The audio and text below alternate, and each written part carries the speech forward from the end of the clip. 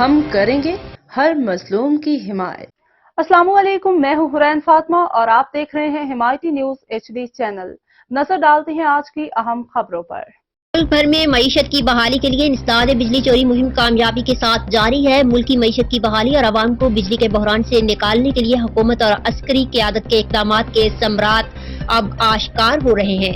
اعداد و شمار کے مطابق مجموعی طور پر 65,000 بجلی چوروں کے خلاف سخت کریک ڈاؤن کے نتیجے میں اب تک 86 بلین روپے وصول کر لیے گئے۔ اپریل کے مہینے میں متعلقہ اداروں نے لاہور، گوجرانوالا، فیصل آباد، ملتان اور اسلام آباد سے بجلی چوروں سے 0.202 بلین وصول کیے۔ پشاور، حیدرآباد، سکھر اور کوئٹہ علاقوں سے 0.128 بلین وصول ہوئے۔ ملک بھر سے اپریل کے مہینے میں 53 بجلی چوروں کی گرفتاری عمل میں آئی۔ متعلقہ ادارے ملک بھر سے بجلی چوروں کے مکمل خاتمے تک اپنی کارروائیاں جاری رکھنے کے لیے پرعزم ہیں۔